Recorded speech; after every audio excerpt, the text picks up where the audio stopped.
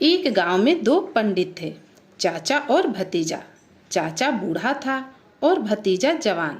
दोनों में खूब पड़ती थी। एक बार बूढ़े ने सफर पर जाने का मन बना लिया। उसने अपने भतीजे से कहा, बेटा, मेरा मन सफर को जाने को कर रहा। घर में रहने से तीन खराबियां हैं, कपड़े फट जाते हैं, कर्जा बढ़ जाता है और शोहरत तो पास भी नहीं फटकती। सफर पर जाना हमारे लिए खुशकिस्मती के द्वार होते हैं। भतीजे ने अपने चाचा की बात सुनकर कहा, चाचा, आपका ख्याल बड़ा ही अच्छा है, मैं भी आपके साथ चलता हूँ। कुछ दिनों के बाद ही दोनों अपने सफर पर रवाना हो गए। चलते चलते दोपहर हो गई। उन्हें भूख प्यास लग रही थी। वे दोनों एक गांव में पहुंचे और सरपंच के घर चले गए। सरपंच ने राहगीरों की बढ़िया आवभगत की। गांव दो हिस्सों में बटा हुआ था।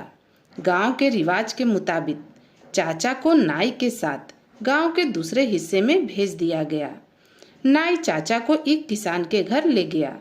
जब चाचा उस किसान के घर पहुंचा तो घर में किसान की पत्नी ही थी। उसकी सास और उसका पति खेतों में काम करने गए थे। मेहमान की खबर सुनकर वो बाहर आई और बूढ़े आदमी को नमस्ते किया। 2-4 पलों में ही किसान की पत्नी समझ गई कि बूढ़ा आदमी यानी चाचा एक भांड किस्म का आदमी है।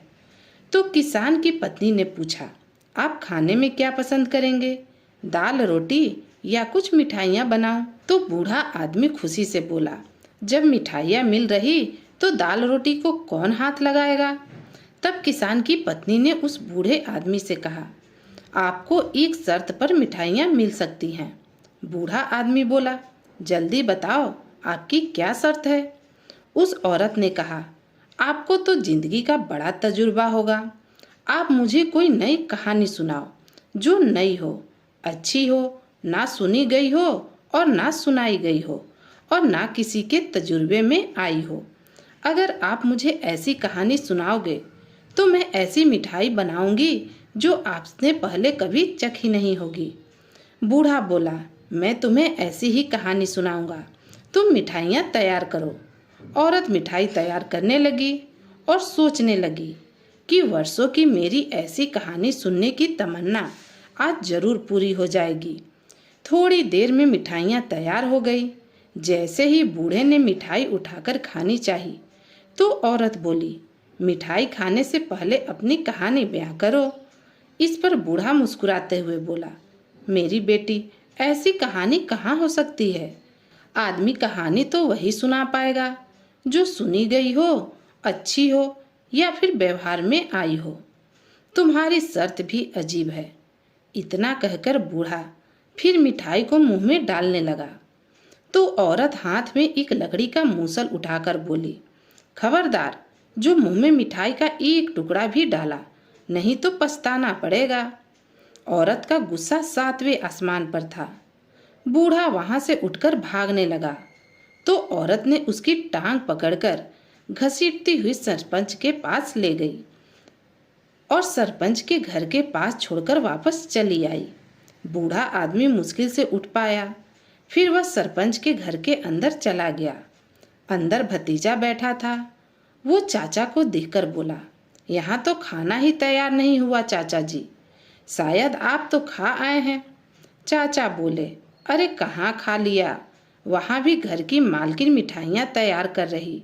मेरा विचार है तुम वहाँ चले जाओ और मैं यहाँ रह लेता हूँ। वैसे भी मुझे शुगर है, कहाँ कहाँ मिठाइयाँ खा पाऊँगा। मिठाइयों का नाम सुनते ही भतीजा बोला, चाचा, तुम चाहते हो तो मैं चला जाता हूँ, पर मुझे घर का पता कैसे चलेगा। चाचा बोला, यह तो बड़ा ही आसान है। उनका आज ही बछड़ा मर गया, जिसको अभी अभी घसीट कर बाहर लाया गया। इस रास्ते से घसीटे जाने के निशान साफ साफ दिख रहे हैं। तुम सरपंच के इस घर के पिछवाड़े से उस निशानों के साथ साथ चले जाओ, जो तुम्हें सीधे उस घर में पहुंचा देंगे। इतना सुनना था कि भतीजा पहुंच गया किसान के घर और वहां पहुंचकर भतीजे ने कहा, बहन, मुझे मेरे चाचा ने भेजा है। औरत ने कहा, आपको मेरे घर का पता कैसे मालूम पड़ा। भतीजे ने कहा, रास्ते में तुम्हारे मरे हुए बछड़े के निशान जो पड़े हैं, उनके साथ साथ यहाँ तक चला आया। औरत ने कहा, हमारा कोई बछड़ा नहीं मरा, बल्कि मैं तुम्हारे चाचा को उसकी टांग पकड़कर घसीट कर वहां तक छोड़ आई हूँ।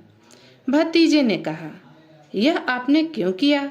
औरत बोली, तुम्हारा चाचा मिठाइयाँ खाना चाहता था और मैंने एक शर्त रखी थी, लेकिन उसने अपनी शर्त पूरी ना की। इस तरह मुझे धोखा देना मेरे उसूलों के खिलाफ लगा और अपनी सारी बात उसने भतीजे को बता दी। फिर किसान की पत्नी बोली, अगर तुम ऐसी कहानी सुना सको तो मिठाइयाँ तैयार है। भतीजा बोला, मैं ऐसी कई कहानियाँ जानता हूँ। औरत ने भतीजे के सामने मिठाइयाँ रख दी और कहा, सुनाओ। तो भतीजा बोला, मैं कहानी खाते खाते सुनाऊंगा। फिर कहा, सब्जी के बगैर तो मिठाई नहीं खाई जाएगी। इस पर औरत ने जवाब दिया, चूल्हे में आग तो अभी बाकी है, पर घर में सब्जी नहीं है। भतीजे ने कहा, अभी अभी जब मैं इधर आ रहा था तो रास्ते में मैंने एक सब्जी वाला देखा जो 10 फुट लंबी गोभी के फूल बेच रहा था। औरत बोली, कितनी कीमत मांग रहा था? तो भतीजे ने कहा कि वह गोभी के बदले चावल मांग रहा था। फिर औरत थोड़े से चावल लेकर सब्जी लेने चली गई। उसने यह भी ना सोचा कि 10 फुट लंबी गोभी का फूल कैसे हो सकता है। इसी दौरान किसान हरे चारे का गट्ठर उठाए घर में आ गया। किसान ने गट्ठर एक तरफ फेंका और अपनी पत्नी से पानी मांगा, लेकिन पत्नी ने कोई जवाब न दिया। पर भतीजे ने उससे नमस्ते किया। किसान ने कहा, तुम कौन हो भाई? भतीजे ने कहा, जी मैं सरपंच जी का मेहमान हूँ, जो आपके घर का नंबर होने के कारण यहाँ भेज दिया गया हूँ। किसान ने पूछा, मेरी पत्नी कहाँ है? भतीजे ने कहा, वो चावल लेकर बाहर गई है। उसने मेरी खातिरदारी करना जरूरी नहीं समझा। क्या आप मुझे मिठाई खिला सकते हैं? मैंने ऐसी रूखी औरत तो कभी देखी ही नहीं। इतना सुनकर किसान को बड़ा गुस्सा आया। जल्दी से उसने भतीजे के सामने सारी मिठाइयाँ रख दी। एक बड़ा भारी सा डंडा लेकर घर से बाहर चला गया। गुस्से से वह किसान बड़बड़ाता रहा कि घर में मेहमान बैठा है और वह खरीद फरोख्त के चक्कर में पड़ी है। क्या कहेगा यह सरपंच के घर जाकर? मेरी तो इज्जत मिट्टी में मिल जाएगी। थोड़ी देर बाद उसे अपनी बीवी अगली गली में मिली। किसान ने आओ देखा न ताओ जोर से अपनी बीवी के पीठ पर डंडा मारा।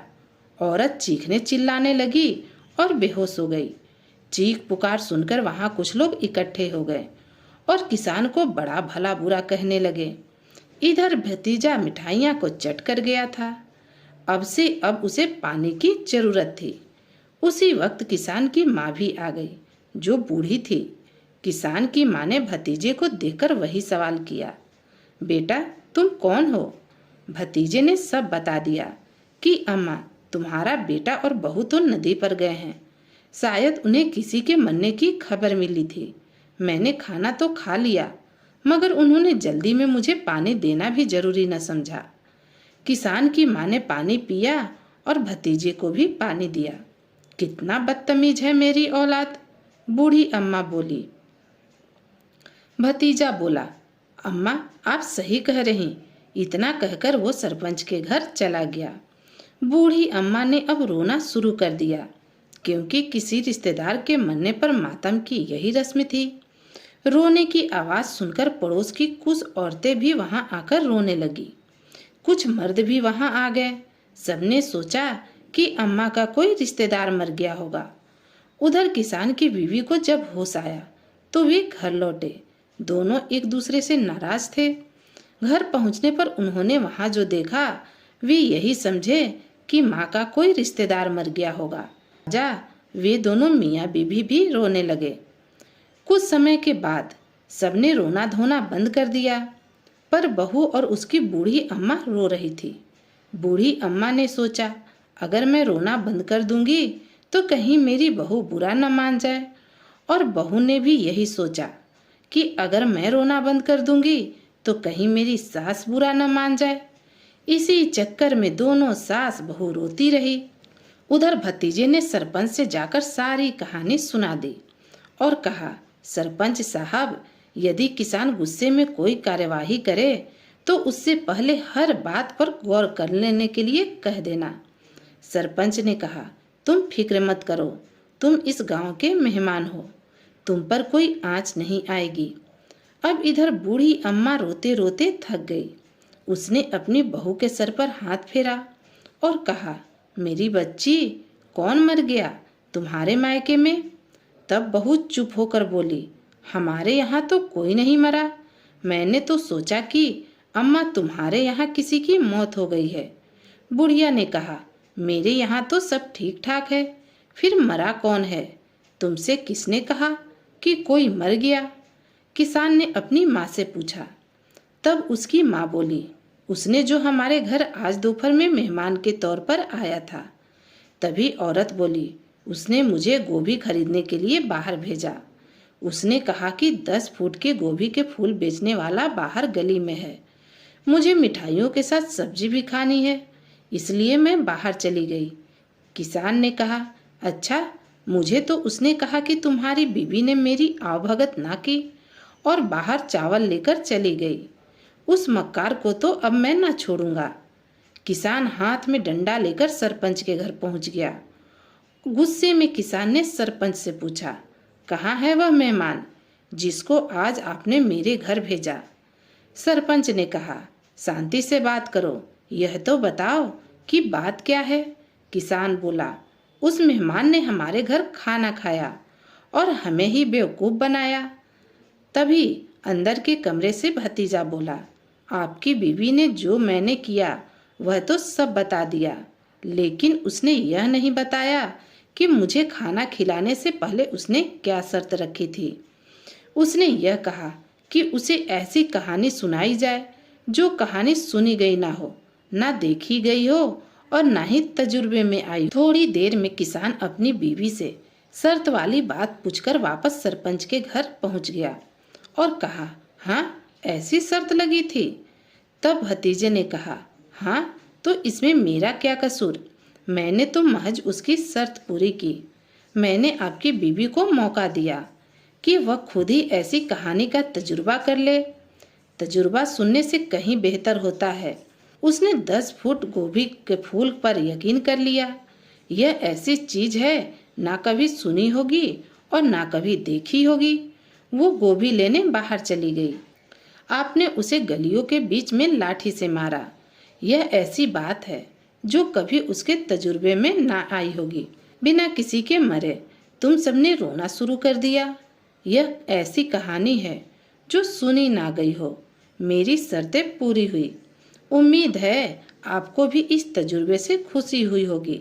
किसान इस अजीबोगरीब बात सुनकर के चकित रह गया। घर जाकर उसने अपनी बीवी को भी सारी बात बताई। किसान की बीवी बड़ी खुश हुई और अपने घर आए मेहमान का मन ही मन धन्यवाद करने लगी। तो दोस्तों, यह कहानी यहीं समाप्त होती है। अगर आपको यह कहानी पसंद आई हो तो प्लीज़ लाइक कीजिए, शेयर कीजिए और अगर आप मेरे चैनल पर नए हैं तो चैनल को सब्सक्राइब कीजिए। तो फिर मिलती हूँ एक नई कहानी के साथ। कहानी सुनने के लिए आप सभी का बहुत बहुत धन्यवाद।